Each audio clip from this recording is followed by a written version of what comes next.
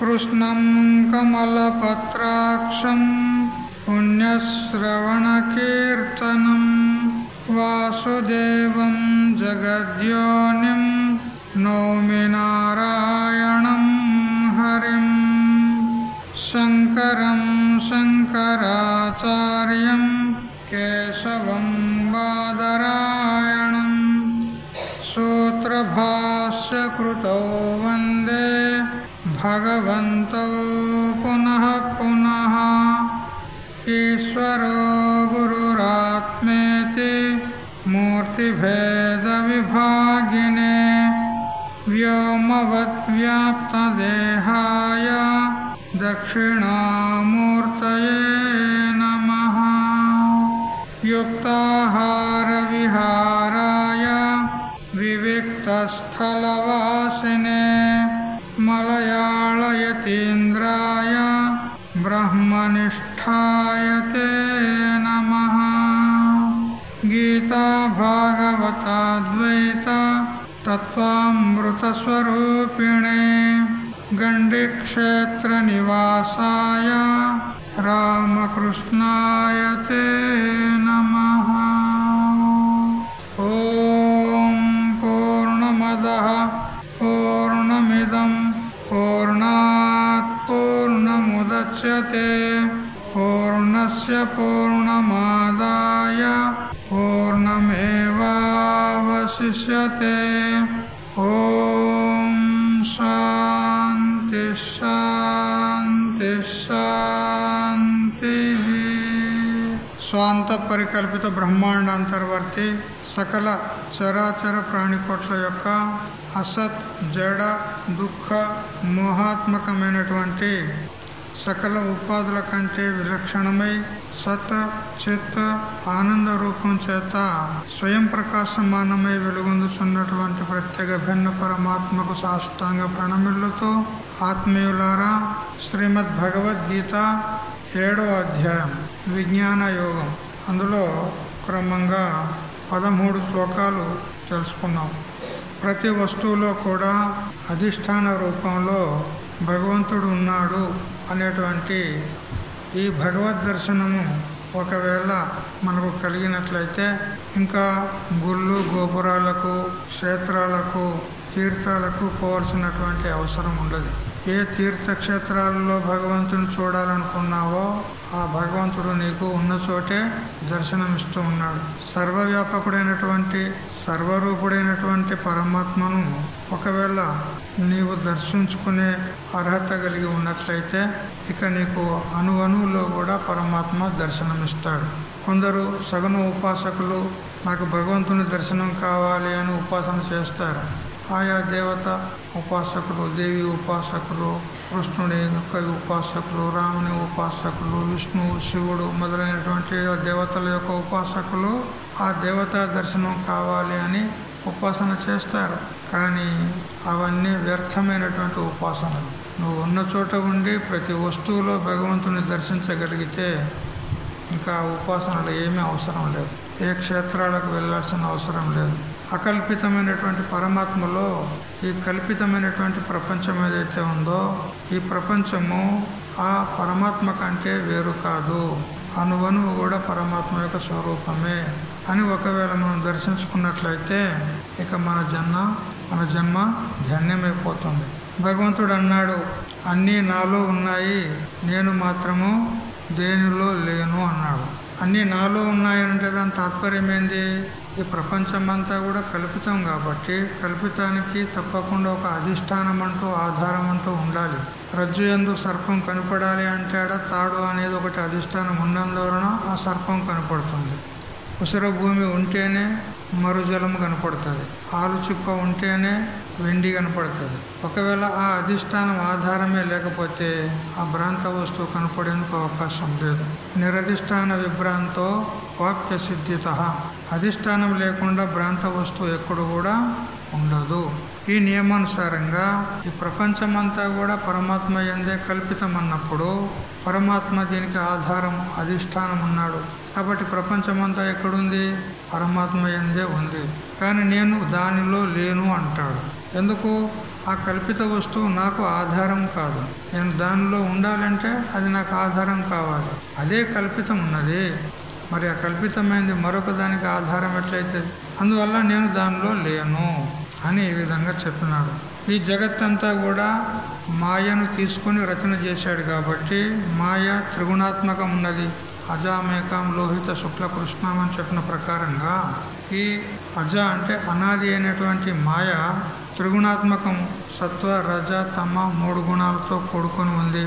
మరి ఆ 3 గుణాలతో కూడుకొని ఉన్నటువంటి మాయ చేత రచితమైనటువంటి సకల ప్రపంచమంతా కూడా 3 గుణాలతోనే కూడుకొని ఉంటుంది. ఎందుకనంటే కారణ గుణాహ కార్యానువర్తంతి అనే న్యాయం చేత కారణంలో ఉన్న గుణాలు కార్యంలో వచ్చేస్తాయి. తంతువుల్లో పోగుల్లో ఉన్న రంగే బట్టలో వచ్చేస్తుంది. పోగుల్లోనే రంగు లేకపోతే బట్టలో రావడానికి అవకాశం లేదు. అదేవిధంగా కారణమైనటువంటి మాయలో 3 గుణాలు ఉన్నాయి. కాబట్టి మాయా కార్యమైనటువంటి సంపూర్ణ జగత్తులో కూడా 3 గుణాలు ఉన్నాయి. ఒక బాటసారి మిట్ట మధ్యాహ్నం పూట పోతూ ఉన్నాడు. అతనికి దూరంగా జలం కనపడింది. అతడు అనుకున్నాడు, ఎలాగూ వేడిగా ఉంది, ఎండ బాగా కొడుతుంది, దాహం వేస్తుంది, కొంచెం నీళ్లు తాగుదామని ఎక్కడైతే నీరు కనపడిందో అక్కడికి వెళ్ళాడు. కానీ అక్కడ నీరు లేదు. మళ్ళా అల్లంత దూరాన మళ్ళీ నీరు కనపడుతుంది. అక్కడ వెళ్ళాడు, అక్కడ నీరు లేదు. మరి కనపడింది ఏమిటి? అది మృగజలము. అలా ఎండమావులు అంటారు కదా. నీరు లేదు. కేవలం ఆ ఉసర భూమికి సూర్య యొక్క కిరణాల సంబంధమయ్యి అవి నీటి వలె కనపడుతున్నాయి. సూర్యకిరణాలే నీటి వలె కనపడుతున్నాయి. కానీ వాస్తవంగా నీరు లేదు. ఎప్పుడైతే ఇక్కడ నీరు లేదు అని తెలుసుకున్నాడో అప్పుడు మళ్ళీ కనిపించినా కానీ అక్కడ ప్రవృత్తుడవుతాడా? నేను దాహం తీర్చుకుంటాను అని మళ్ళీ పోతాడు? అక్కడికి పోడు. ఎందుకంటే ఇక్కడ నీరు లేదని నిశ్చయం అయిపోయింది. అయినా కానీ కనపడుతుంది. కనపడడానికి మాత్రం ఉంది, కానీ వాస్తవంగా లేదు. ఏ విధంగా ఎప్పుడైతే అధిష్టాన జ్ఞానం అయిన తర్వాత నీరు లేదని తెలిసిన తర్వాత ఆ పురుషుడు మళ్ళీ ప్రవృత్తుడు కాడో అదేవిధంగా ఈ జగత్తంతా కూడా కల్పితము, మిథ్యా, ఆరోపితము అని తెలిసిన తర్వాత మళ్ళీ ఈ జగత్తులో సాధకుడైనటువంటి వాడు ప్రవృత్తుడు కాడు. ఇక అతనికి అధిష్టాన దృష్టి మాత్రమే ఉంటుంది. అంటే భగవంతుడే ఇదంతా మనకు ఈ రూపంలో నామరూపాల్లో కనపడుతున్నాడు అని అధిష్టాన దృష్టి మాత్రమే ఉంటుంది. అయితే ఈ ప్రపంచమంతా కూడా 3 గుణాలతో యుక్తంగా ఉంది. ఎందుకు? దీనికి కారణమైనటువంటి మాయ కూడా 3 గుణాలతో యుక్తంగా ఉంది. ఆ మాయ చేతనే జీవులందరూ కూడా మోహితులయ్యి నామరూపాలనే దర్శిస్తున్నారు. కానీ నామరూపాలకు ఆధారమైనటువంటి అధిష్టానమైన నన్ను ఎవరూ తెలుసుకుంటలేరు అని భగవంతుడు అన్నాడు. ఎందుకు అంటే ఈ మాయ అంటే యా మా స మాయ అని ఇట్లా మహాత్ములు అంటారు. ఏది వాస్తవంగా లేదో అది మాయ. లేకుండా ఉండి అది మన అందరిని కూడా కప్పేస్తుంది. అంటే మన స్వరూపాన్ని కప్పేసి మనం ఎవరమో తెలియకుండా చేస్తుంది. చూడు, లేని మాయ ఉన్నట్టుగా తోచి ఉన్న వస్తువును కప్పేస్తుంది. చూసారా? లేని సర్పము ఉన్నట్టుగా కనపడి ఉన్న తాడుని కప్పేసింది. ఉన్నదేముందా? తాడు. ఆ తాడు అంటే తాడు మీద పాము కనపడి ఆ పాము ఏం చేసింది? తాడును కనపడకుండా చేసింది. చూసారా? ఇది మాయ యొక్క ప్రభావం ఎట్లా ఉంటుంది. చైతన్యాన్నే ఆశ్రయించుకొని చైతన్యాన్నే కప్పేసింది.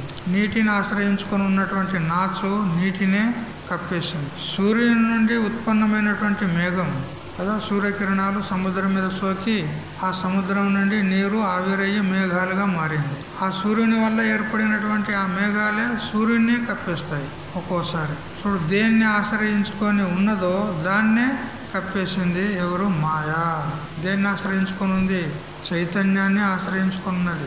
ఆశ్రయత్వ విషయత్వ భాగిని నిర్విభాగ చితిరేవ కేవల పూర్వసిద్ధతమసోపి పశ్చిమో నాశ్రయో భవతి నాపి గోచర అని అంటూ సంక్షేప శారీరకంలో శ్రీ సర్వజ్ఞాత్మ మునీంద్రుల వారు 1వ అధ్యాయం 319వ శ్లోకంలో చెప్తాడు. చైతన్యాన్ని ఆశ్రయించుకొని ఉన్నటువంటి ఆ మాయయే చైతన్యాన్ని కప్పేసింది అంటాడు. అనుభవం ఉంది మనకు. నేను అజ్ఞానిని అంటున్నాడు. ప్రతివాడు కూడా ఏమంటున్నాడు? నేను అజ్ఞానిని అంటున్నాడు. ఈ అజ్ఞానం ఎవరి దగ్గర ఉంది? ఎవడు అంటున్నాడో వాని దగ్గరనే ఉంది. అంతే కదా. మరి వాడెవడు? స్వయంగా చైతన్య రూపుడు. చైతన్య రూపుడు అయ్యి ఉండి కూడా నేను అజ్ఞానిని అంటున్నాడు, నాకు బ్రహ్మ తెలియదు అంటున్నాడు. చూడు మరి వాస్తవంగా లేనే లేదా అజ్ఞానము, కల్పితం ఉన్నది. ఏ విధంగా అంటే ఆకాశంలో నీలిరంగు వలె. ఆకాశంలో నీలిరంగు ఉందా? ఉందా? నిజంగా చెప్పుకోండి. మాకు కనపడుతుంది కదా స్వామీజీ అంటారు. మీరు కనపడుతుంది కదా, లేదని ఎట్లా అంటారు? ఉందా లేదా? నిజంగా ఇప్పుడు మీకు ఎంత దూరంలో ఆ నీలిరంగు కనపడుతుందో అంత దూరం హెలికాప్టర్ తీసుకొని పోండి. ఆడ ఉంటుందేమో చూడండి, నీలిరంగు ఉండదు. మళ్ళా భూమి మీద నుండి నీకు ఎంత దూరంలో కనపడి ఉందో మళ్ళీ అంత దూరంలో మళ్ళీ కనపడుతుంది. అక్కడికి పోతే అక్కడ కూడా లేదు. అంటే ఆకాశంలో నీలిరంగు లేదు. ఒకవేళ ఆకాశంలో నీలిరంగు ఉంటే ఇప్పుడు ఇదంతా ఆకాశమే కదా, మరి ఇక్కడ కూడా కనపడేది ఎందుకు? నీలిరంగు ఉంటే మరి అక్కడ ఎందుకు కనపడుతుంది అని అంటే మన దృష్టి పోయి కుంటుపడుతుంది. అక్కడ సూర్యకిరణాల చేత ఆకాశంలో ఉన్నటువంటి తేమ ఏదైతే ఉందో దాని చేత సంపర్కమయ్యి అక్కడ నీలిరంగు ఉన్నట్టుగా కనపడుతుంది. కానీ వాస్తవంగా లేదు. లేనిదై ఉండి కనపడుతుంది. అట్లే ఈ అజ్ఞానం కూడా నీ యందు వాస్తవంగా లేదు, కల్పించుకున్నావు ఉట్టిగానే నువ్వు. అంతే. నేను అజ్ఞానాన్ని కల్పించుకున్నావు అంతే. నువ్వు కల్పించుకున్నది అజ్ఞానం. నీ మాయనే, ఎవని మాయో కాదు. నీకు నువ్వే కల్పించుకొని నువ్వే భయపడుతున్నావు. చిన్నపిల్లవాడు దయ్యాన్ని కల్పించుకొని వానికి వాడే భయపడతాడు. అక్కడ దయ్యం ఉన్నదిరా అని తల్లి చెప్పింది అనుకో, వాడు అదేదో ఆ పాత గోడలు ఉన్నాయి, అందులో పోతే ఏమైనా పాములు తేళ్ళు ఉంటాయి, కరిచి పిల్లగానికి అపాయం చేయగలరా అని భయం పెట్టాలని పిల్లవానికి అందులో దయ్యం ఉందిరా అని చెప్పింది. వాడు అట్లే అనుకున్నాడు, నిజంగానే అనుకున్నాడు. వాడు రాత్రిపూట అలా చూసేసరికి వానికి నిజంగా దయ్యమే కనపడింది. కల్పన చేసుకున్నాడు అంతే. ఆడ దయ్యం లేదు, ఏం లేదు. అట్లా నీకు నువ్వే కల్పన చేసుకున్నావు. యోగ వాసిష్టంలో వాల్మీకి మహర్షి ఒక దృష్టాంతం ఇచ్చినాడు. గాడిదంట అది అరుస్తుంది కదా, గాండ్రమని అరుస్తుంది కదా. అరిసి దాని శబ్దానికే అది భయపడి ఉరుకుతుందంట. చూడండి మీరు ఎప్పుడన్నా ఆ గాడిద అరిసేటప్పుడు పరుగు తీస్తుంది. అది దాని శబ్దానికి అదే భయపడి పరుగు తీస్తుంది అంట. వాల్మీకి మహర్షి చెప్పాడు, నాకేం అరక కదా. అట్లా మొన్న కూడా మనం ఒక దృష్టాంతం చెప్పుకున్నాము. కోతి చెట్టు మీద ఉన్నది, దాని నీడ కింద పడితే సింహం ఆ నీడను కొట్టేసరికి అది అనుకున్నది నన్నే కొట్టిండు అనుకుని దిప్పుకుని కింద పడుతుంది. కొట్టి భ్రమ కదా. అట్లా మనం కూడా కల్పించుకొని ఆ మాయ చేత మోహితులమయ్యి మన స్వరూపాన్ని మర్చిపోతున్నాము. చూసారా? అటువంటి మాయ ఎట్లా ఉంది అని అంటే భగవంతుడు శ్లోకంలో చెప్తున్నాడు. చదవండి. 14వ శ్లోకం, 7వ అధ్యాయము 14వ శ్లోకం. దైవీ హ్యేషా గుణమయీ మమ మాయా దురత్యయా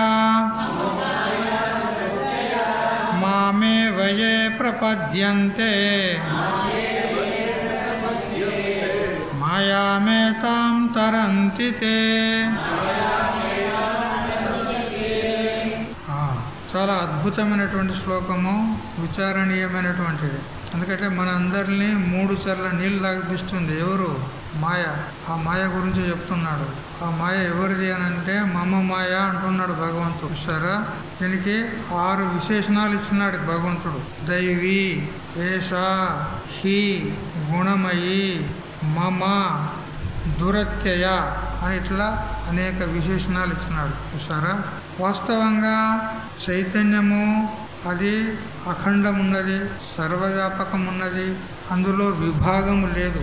అఖండం అంటే ఖండము లేనిది, విభాగము లేనిది, దేశకాల వస్తు పరిచ్ఛేద రహితమైనటువంటిది. అయినప్పటికీ కూడా ఆ అఖండ చైతన్యం లోపల ఈ జగత్ అని, జీవుడని, ఈశ్వరుడని భేదాన్ని కల్పిస్తుంది మాయ. నిరుపమ నిత్య నిరంశకేప్యఖండే మయి చితి సర్వ వికల్పనాది శూన్యే ఘటయతి జగదీశ జీవ భేదం స్వఘటిత ఘటనా పటీయసి మాయా. మాయా పంచకంలో శంకరాచార్యుల వారు అంటారు, నిరుపము అంటే పరమాత్మకు ఉపమానం అనేది ఇవ్వడానికి రాదు. ఎందుకంటే ఉపమానం ఇవ్వాలంటే రెండో వస్తువు ఉండాలి. ఒక దృష్టాంతంగా ఉదాహరణగా ఇవ్వాలంటే మనం దేనికైతే దృష్టాంతంగా ఇవ్వదలుచుకున్నామో దానికంటే వేరే ఇంకొక వస్తువు ఉండాలి.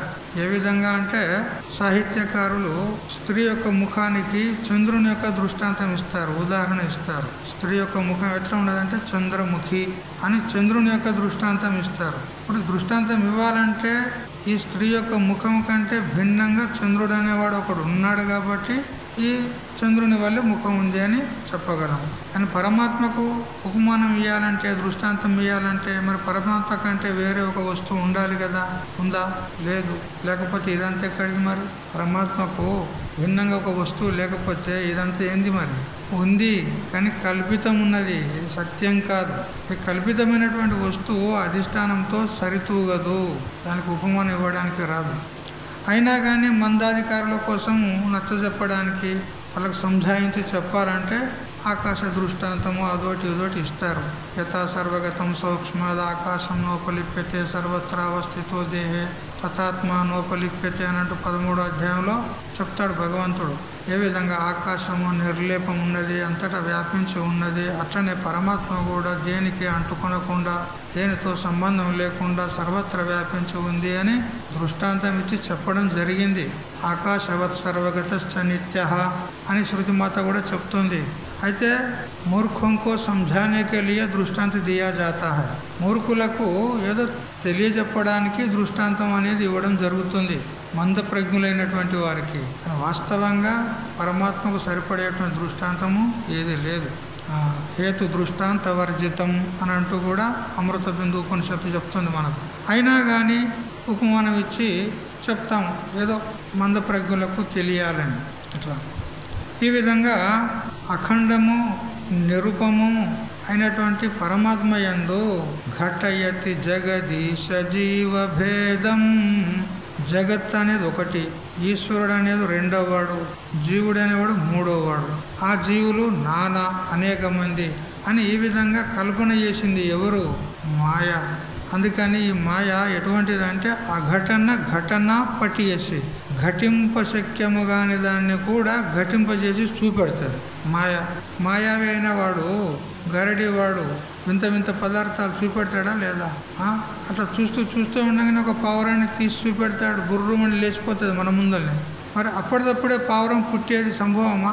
సంభవిస్తుందా? పావురం పుట్టాలంటే దానికి తల్లిదండ్రులు ఉండాలి, అవి గుడ్లు పెట్టాలి, అవి కొన్ని రోజులు పొదగాలి, ఆ తర్వాత కొన్ని రోజులకు అది పిల్లలైతే అప్పుడు తయారవుతాయి. కానీ అప్పటిదప్పుడే తయారవుతుందా పావురం?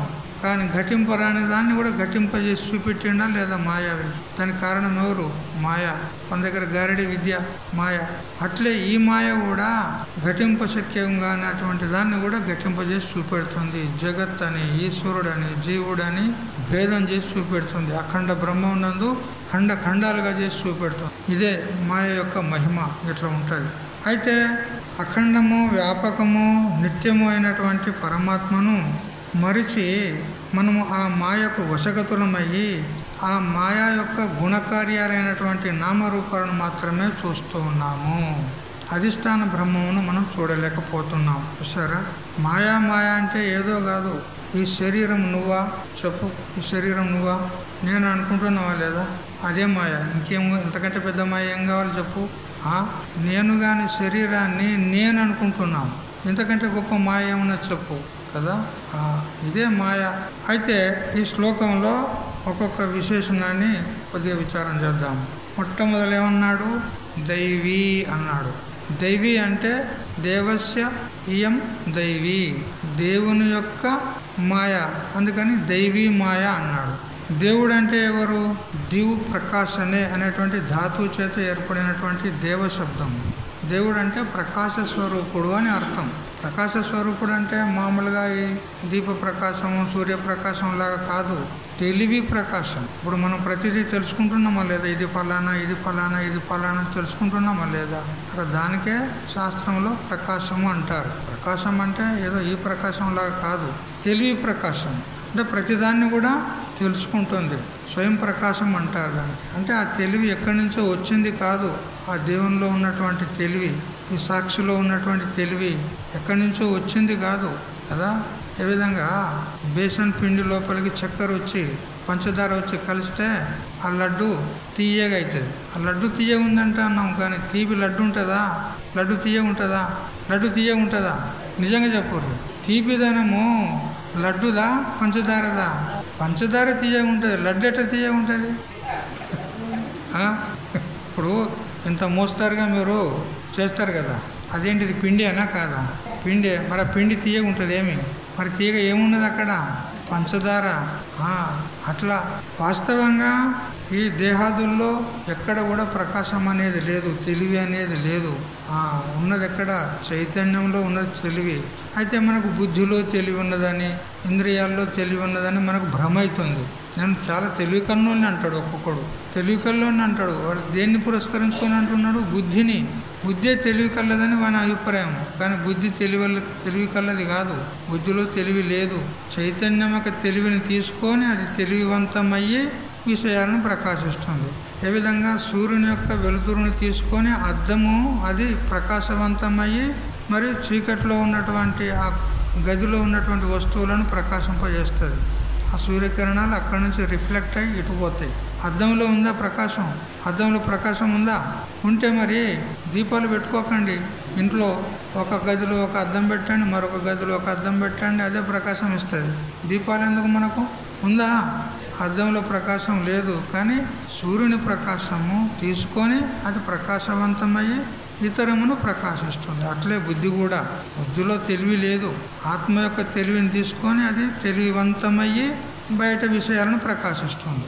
అందుకని తెలివి అనేది ఒకటి ఉంది అని అంటే, జ్ఞానం అనేది ఒకటి ఉంది అంటే అది కేవలం ఆత్మనే. ఆత్మ కంటే అన్యత్ర ఎక్కడ లేదు తెలివి అనేది. కాబట్టి దేవుడు అంటే ప్రకాశ స్వరూపుడు, తెలివి స్వరూపుడు అని అర్థం. మరి ఈ మాయ ఎవరిది? దేవుని మాయ అంటారు కదా. ఏకో దేవ సర్వభూతేషు గూఢః సర్వవ్యాపీ సర్వభూతాంతరాత్మ కర్మాధ్యక్ష సర్వభూతాదివాసః సాక్షి చేతాః కేవలో నిర్గుణశ్చ అంటూ శివతాశ్వత ఉపనిషత్తు మనకు చెప్తూ ఉంది. ఏకో దేవ, దేవుడు అనేవాడు ఒకడే ఉన్నాడు.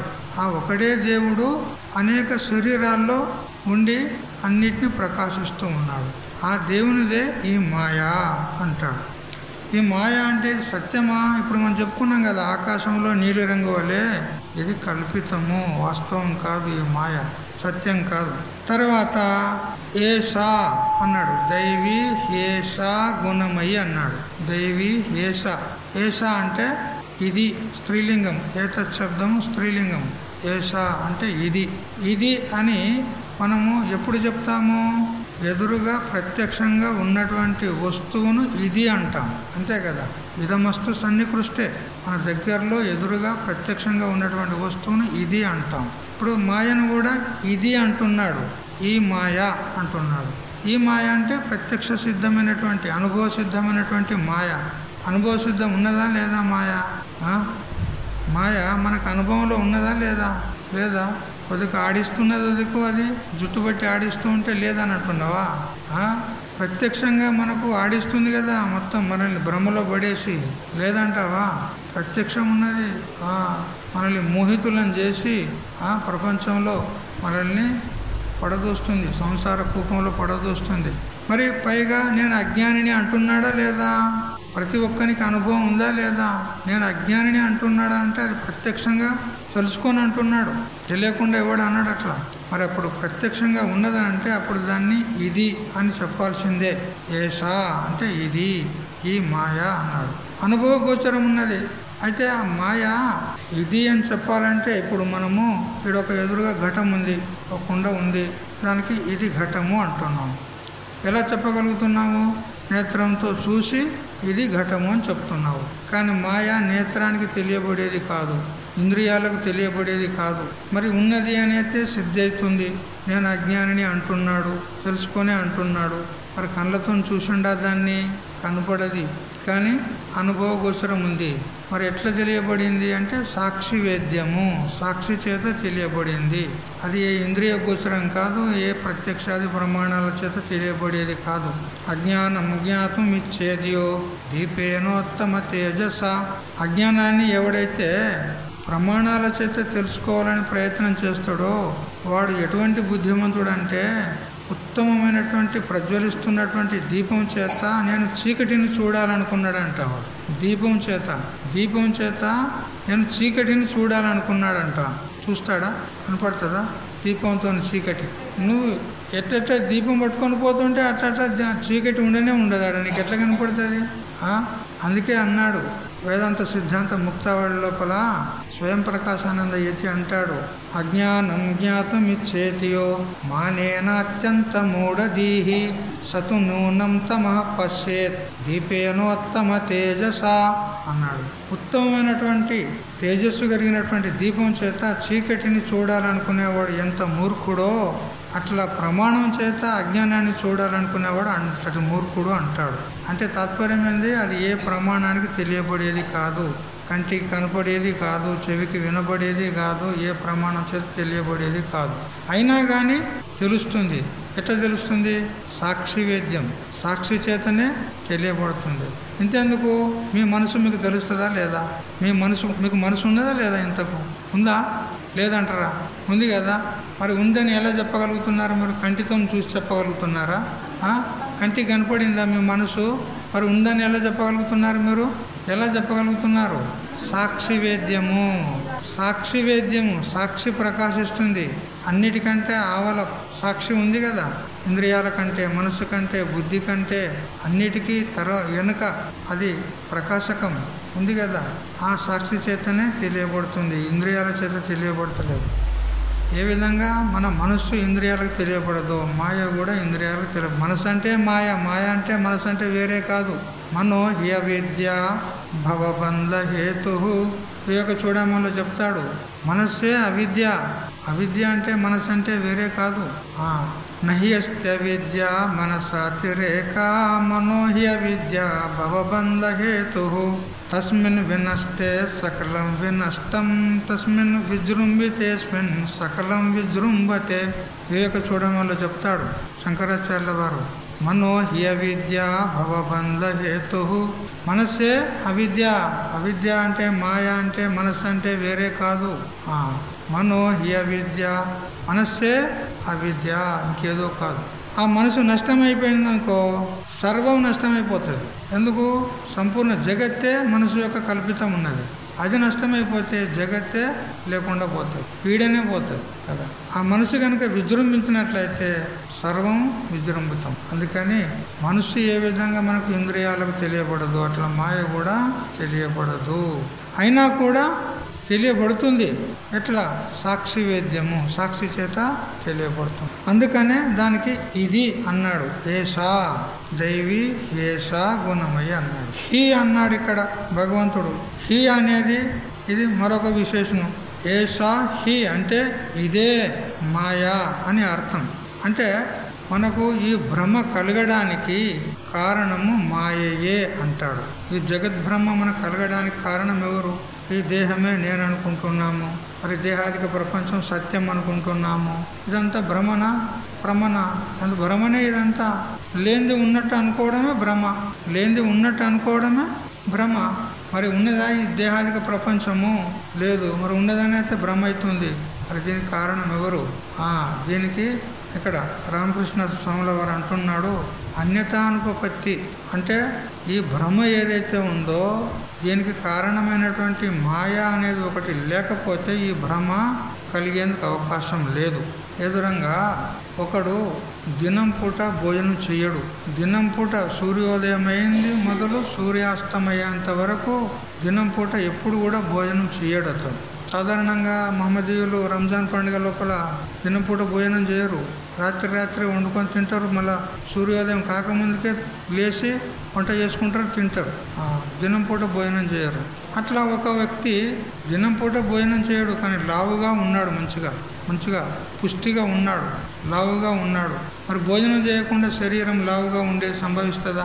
సన్నమవుతుంది. ఎందుకు? ఇది అన్నమయ శరీరం. అన్నమయము అంటే అన్నం యొక్క వికారం ఈ శరీరం. అన్నం లేకపోతే సన్నమవుతుంది. నిజమో అబద్ధమో మీరు ప్రాక్టికల్గా చూడండి. 2 రోజులు తినకుండ్రి, 2 రోజులు భోజనం చేయకుండ్రి, అప్పుడు ఎట్లుంటావు? కళ్ళు లోపలికి పోతాయి, నోరు వాక్కు సన్నగిలుతుంది, ఇక్కడి నుంచి వస్తుంది మాట, ఇక్కడి నుంచి రాదు, ఇక్కడి నుంచి వస్తుంది. అన్నమయ శరీరం ఉన్నది, అన్నం లేకపోతే బ్రతకదు. కానీ అతడైతే లావుగా ఉన్నాడు, పుష్టిగా ఉన్నాడు. స్థూలోయం దేవదత్త, ఆ దేవదత్తుడు అనేవాడు స్థూలంగా ఉన్నాడు. మరి వీడు స్థూలంగా ఉంటాడు అని అంటే మనం ఒకటి కల్పన చేయాలి. ఏమిటి? వీడు దినం పూట భోజనం చేయకున్నా కానీ రాత్రిపూట భోజనం చేసి ఉంటాడు అని రాత్రి భోజనం యొక్క కల్పన చేయాలి. రాత్రి భోజనం లేకుండా ఈ స్థూలత అనుపపన్నమవుతుంది, సంభవించదు. స్థూలంగా ఉన్నాడు అంటే రాత్రి భోజనం చేసి ఉంటాడు. రాత్రి భోజనం చేయలేదంటే ఈ స్థూలత సంభవించదు. అట్లా మనకు ఈ జగద్భ్రాంతి కలుగుతుంది అని అంటే దీనికి కారణం వెనుక మాయ అనేది ఒకటి ఉంది. ఆ మాయ లేకపోతే ఈ భ్రమ కలిగేందుకు అవకాశం లేదు. అందుకని ఆ మాయను ఇక్కడ మనం అర్థాపత్తి ప్రమాణం చేత తెలుసుకోవాలి అంటాడు. తర్వాత గుణమయి అన్నాడు.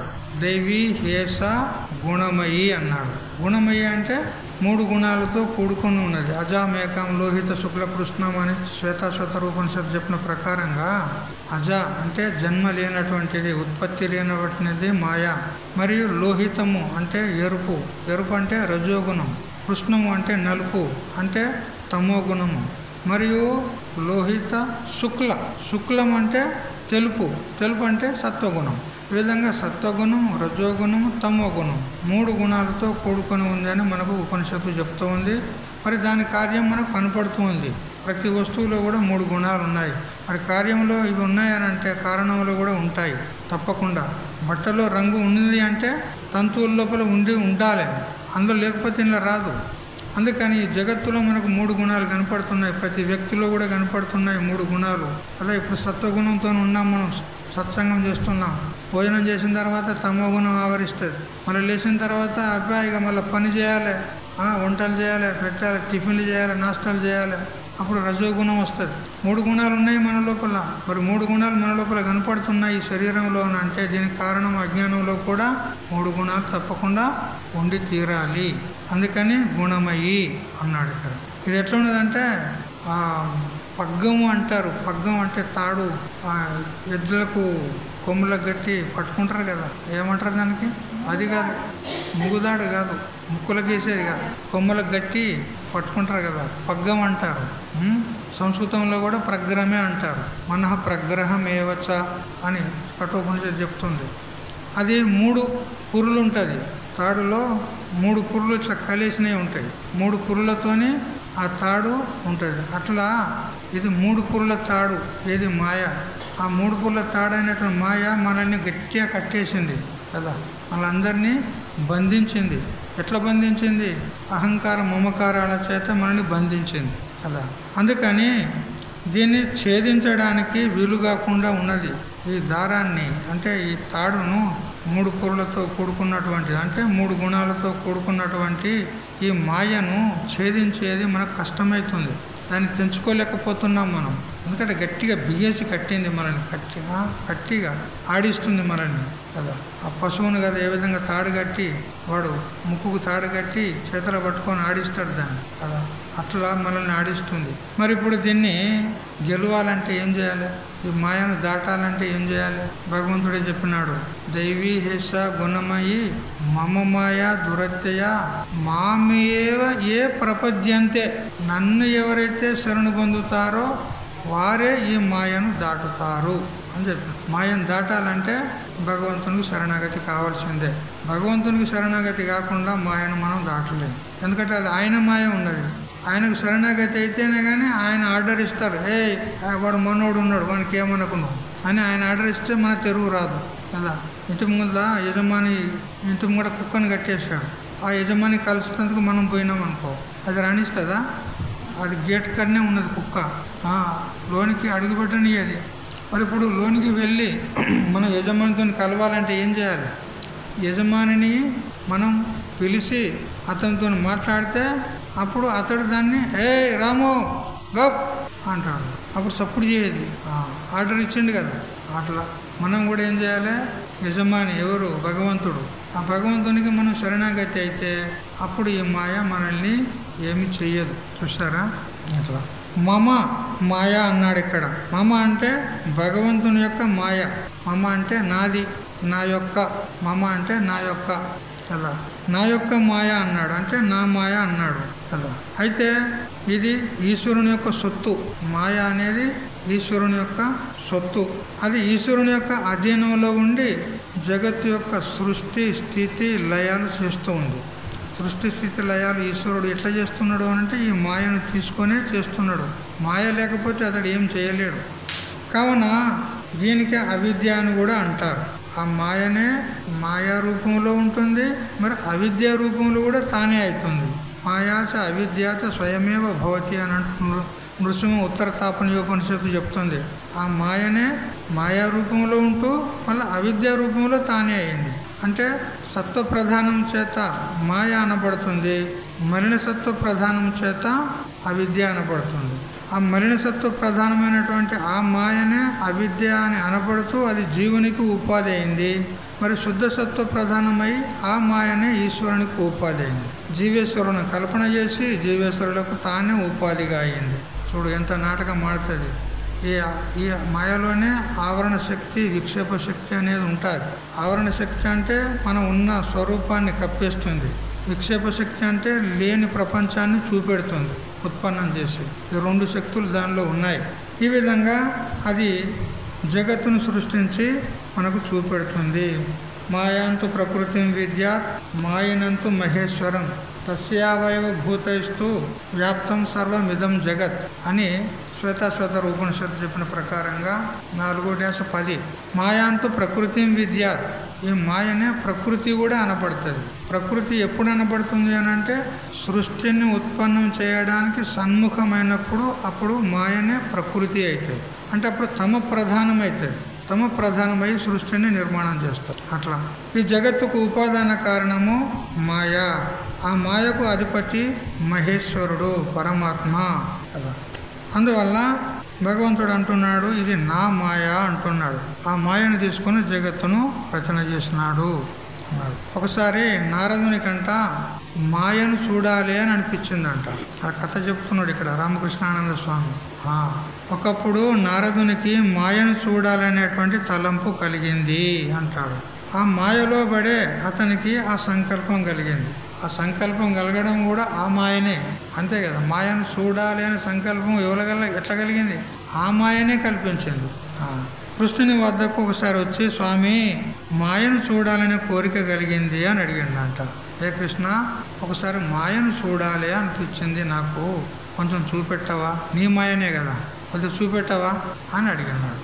ఎందుకయ్యా ఈ గొడవ అని కృష్ణుడు అన్నాడంట. ఆ మాయలో ఎందుకు పడతావు నువ్వు? ఆ గొడవ నీకెందుకు అంటారు కదా. కంప గాలికి పోతుంది, పోయేదాన్ని వీడు తగిలించుకున్నాడంట బట్టకు. గాలికి దానిపాటికి అది కొట్టుకుపోతుంది. గాలికి కంప, రేణు కంప, రేవు కంప ఏమంటారు కదా, పరికి కంప. వీడు అడ్డం పోయి బట్టకు తలిగించుకున్నాడంట కదా. ఎందుకు ఇచ్చిన ఈ గొడవ? ఆ మాయలో ఎందుకు పడతావు నువ్వు? మాయను చూడాలని ఎందుకు అనుకుంటున్నావు నువ్వు? మానుకోవయ్యా, అది ఆ తలంపే మానుకో అంటాడు. లేలే స్వామి చూడాలి, ఎట్లన్నా చూడాలనిపిస్తుంది అని అంటాడు. అప్పుడు భగవంతుడు అంటాడు, ఇక నువ్వు ఇంత హఠం చేస్తున్నావు కదా, సరే కొంచెం అట్లా కొంచెం స్వైర విహారం చేసి వస్తాం పా, అట్లా తిరిగి వస్తాం పదా అని అంతా బయటకు తీసుకుపోయిండంట. తీసుకుపోయి కొంత దూరం పోయిన తర్వాత ఏమయ్యా నారద, బాగా దప్పిక అవుతుంది, కొంచెం నీళ్లు తీసుకురావా అన్నాడంట. నీళ్లు తీసుకొచ్చి తాగినాక నీకు మాయను చూపెడతా అన్నాడంట. అప్పటికన్నా తెలుసుకోవాలి కదా, ఆ కృష్ణునికి సాక్షాత్ పరమాత్మ ఆయనకు దప్పిక అవుతుంది ఎక్కడన్నా, ఆకలి దప్పులు ఉన్నాయి అతనికి, మరి ఆకలి దప్పులు లేనోనికి దప్పికైతాండ అంటే ఇదే మాయ అని తెలుసుకోవాలి కదా. అప్పటి కూడా తెలుసుకోలే. సరే స్వామీజీ తీసుకొస్తా అని అంత బయలుదేరిపోయిండంట నీళ్ళు తీసుకురావడానికి. మాయ నారదుని పట్టుకుంది. అదే మాయ. భగవంతా, నీకు దాహం ఎక్కడిది? దాహం ప్రాణధర్మం కదా, నువ్వు ప్రాణానికి అతీతుడివి కదా అని భగవంతుని అడగాల్సింది నారదుడు. కానీ అడగలే. ఇక్కడ నీకు ఆకలి దప్పులు ఎక్కడి అయ్యా, నీకు దాహం ఎక్కడిది? నువ్వు అది ప్రాణంకు ధర్మం ఉన్నది. దప్పిక అనేది ప్రాణధర్మం, ఆకలి దప్పులు ప్రాణధర్మం. అది నీ ధర్మం కాదు. నీకెక్కడి ఆకలి దప్పులు అని అడగాల్సింది పోయి అతడు నేను నీళ్ళు తెస్తాను బయలుదేరాడు కదా. అయితే ఇక్కడ భగవంతుడు నన్నే శరణు పొందు అని చెప్తుంటే కూడా ఆ నారదుడు వినక మాయను చూస్తా నువ్వు నాకు చూపెట్టు అని హఠం చేస్తే ఇక అతడు నీళ్ళ కోసమని వెళ్ళిపోయినాడు. వెళ్ళిపోయిన తర్వాత అక్కడ అన్యోపాయం నహి ప్రశ్యామః అంటే మాయ వైపే చూపు పెట్టి చూసేవానికి మాయ అపార సముద్రమై ఉంటుంది. ఆ మాయను చూడాలనుకుంటే ఆ మాయ ఎట్లా కనపడుతుంది అంటే సముద్రంలా కనపడుతుందంట. కానీ ఆ చూపే మనం భగవంతుని వైపు కనుక మలిచినట్లయితే ఆ మాయ ఒక వస్తువే కాదు అంటాడు. అసలు మాయ అనేది లేనే లేదంటాడు. పరమాత్ముడే మాయ అయి ఇట్లు గోచరిస్తున్నాడని తెలుసుకున్న వానికి పరమాత్మ కంటే భిన్నమైనటువంటి వస్తువే లేదు అంటాడు. వాస్తవంగా విచారం చేస్తే మాయా మాయా మాయా అని మనం అంటున్నాము. మాయ అనేది ఒక వస్తువు ఉందా?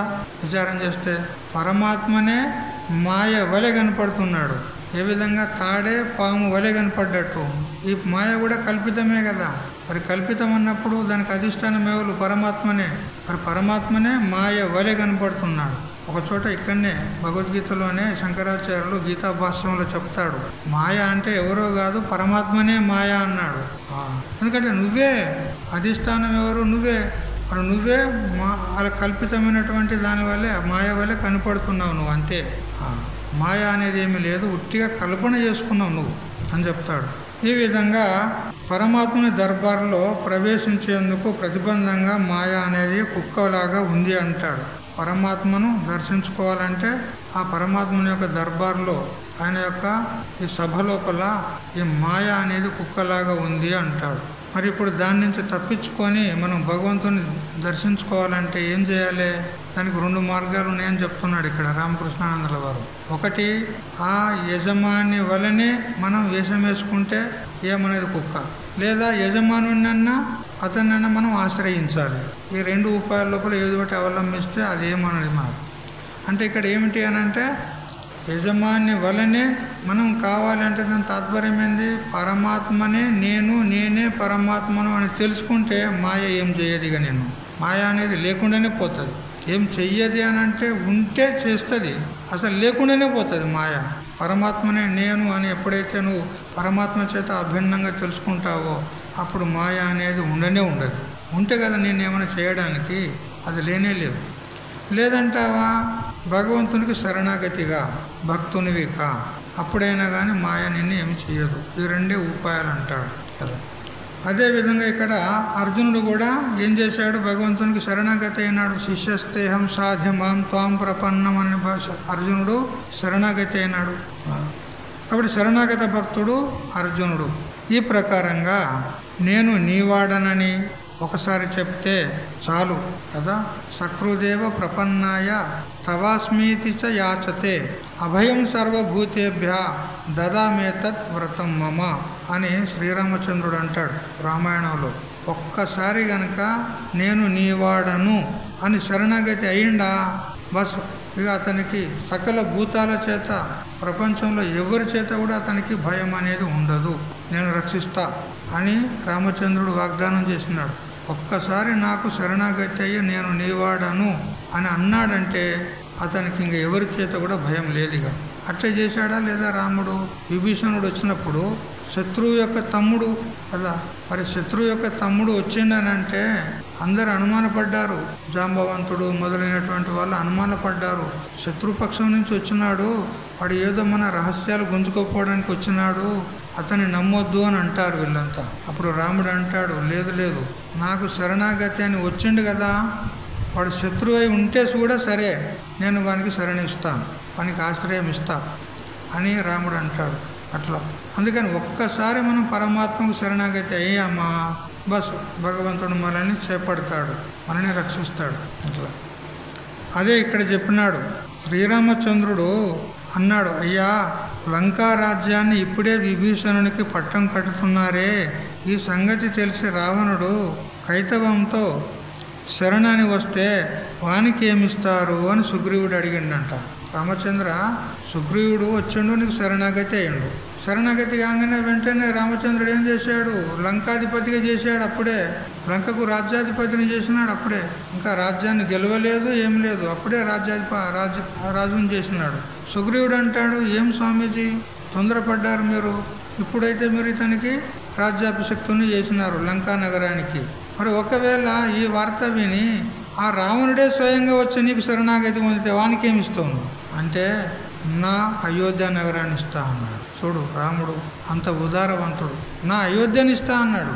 అట్లా పరమాత్మకి శరణాగతి అయితే మనకు సంపూర్ణంగా అతడు రక్షిస్తాడు, ఏ విధమైనటువంటి ఆపత్తి లేకుండా. చూసారా సుగ్రీవా, అంతవరకు రావణుడు వస్తే అంతే 10,000, భయమేమీ లేదు, నా హక్కైన అయోధ్య రాజ్యాన్ని ఆయనకి ఇస్తానన్నాడు. అంతవరకు రాని కదా, రావణుడు వస్తే చూద్దాం, వాడు వస్తే నా అయోధ్య నగరాన్ని ఇస్తావానికి అన్నాడు. చూసారా ఇట్లా శ్రీరాముని యొక్క ఉదార వాక్కును సుగ్రీవాదులు విని స్తబ్దులైపోయినారు. ఆ మాట విన్న తర్వాత ఎక్కడోళ్ళక్కడ గప్చూప్ అయిపోయారు, స్టన్ అయిపోయారు ఒకసారి. ఇంత ఉదార బుద్ధి రాముల్లో ఉందా అని అప్పుడు తెలుసుకున్నారు వాళ్ళు. విభీషణుడు శరణాగతి ప్రభావంతో ధన్యుడైనాడు, చిరంజీవి అయినాడు, అలా దేవవంద్యుడైనాడు.